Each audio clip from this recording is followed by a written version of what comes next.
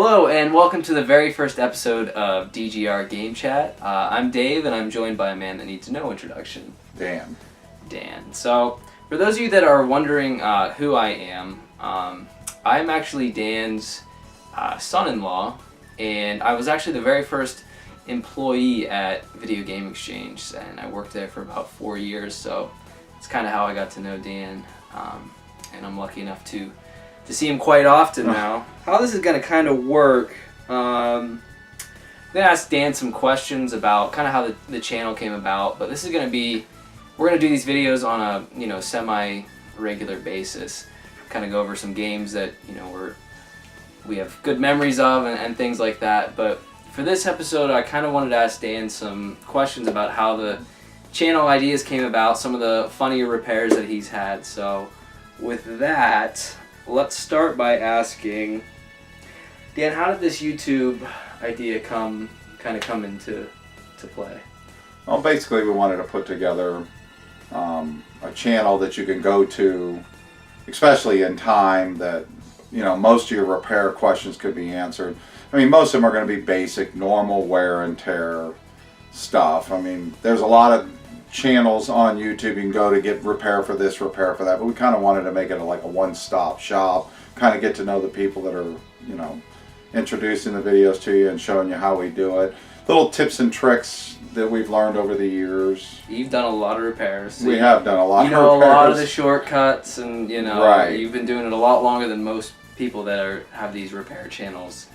You've done a lot more than probably most. Right, mainly on the consoles, yeah. And things like that. And the handhelds, a lot of handhelds, and we want to keep it the skill level where just about anybody can do them. I think the channel, the idea is most problems with any of the consoles, especially like CD-based, anything, because there's moving parts, there's wear items, wear outs, if the console takes an impact.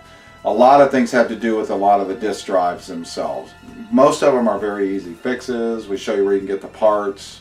A lot of the parts I buy that same way, and show you just step by step how to do it. Make sure you don't do any damage to the console. We're going to review everything as we go through, and you do an awesome editing job. I mean, that one on the Nintendo cleaning was amazing.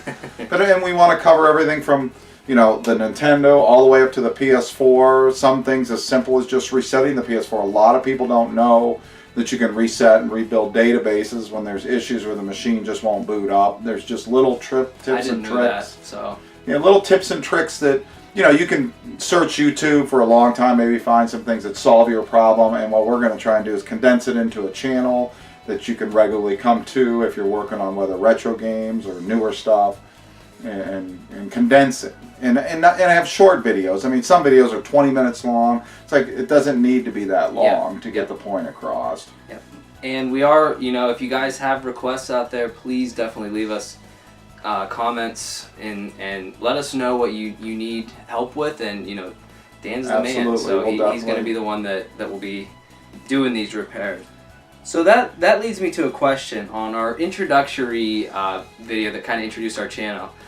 A gentleman by the name of Joseph Smith actually left a comment and said his son had jammed 3 games into his PS3, which kind of led me to a question I've been wanting to ask Dan for a long time is, since you've fixed so many systems, I'm sure you've had some, really funny repairs that you've had to do. What are some funny repair stories that you have in the many years that you've been doing the repairs? We do have somebody that has him beat. We actually had a PS3 come in that had 6 discs jammed in it. And really, I don't know how that's even possible, but it was definitely it was a 3-year-old and basically just kept feeding them. They weren't taking them. He was just pushing them in. But great. There was no damage to it. It was just getting everything out, resetting it. 360, we pulled a jelly bean out. Guys, Call of Duty, father. Again, a lot of these are younger kids, 2, 3, 4 years old that get a hold. Dad doesn't look or mom isn't watching. And we pulled some house keys out of Wii's and just about anything really. So I mean that's kind of comforting to know that a lot of people have problems with their systems, but Dan has pulled jelly beans out of system. He's pulled house keys. He's fixed systems that had 6 games shoved in it. So chances are we're going to be able to fix most of the problems that you guys are having. So that's good news for you. Yeah, Dan made a good point that, you know, a lot of the systems that have issues are the ones when they started implementing disk drives and stuff like that. The ones that are cartridge based, you do have problems, but they don't seem to be as prevalent as there are fewer parts, you know. Sometimes you might, like on a Nintendo, have a bad cap or it's not reading or something like that, but mainly pin set changes, you know, stuff like a bent pin, you know, cartridges not being clean.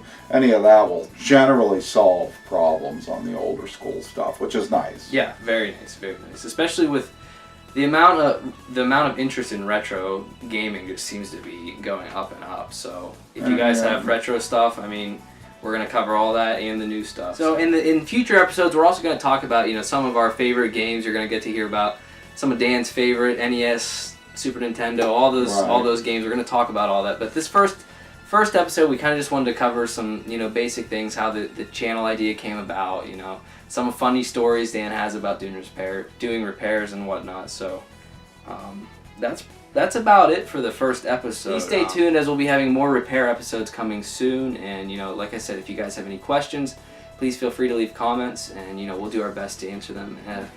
Absolutely. Any final thoughts, Dan? No, and it's about fun, getting you back into the fun of the game, and that's all. I mean, it's just to make it simple, something you can do on your own, don't have to send it back to Sony or Microsoft for simple fixes. I mean, there are some repairs that require some specialized equipment, obviously, that most people can't afford, but in most cases, these common issues can be repaired by anyone, you know, if you just showed how to do it step by step to do it. Absolutely. That's it, so we'll see you guys again soon. Yeah.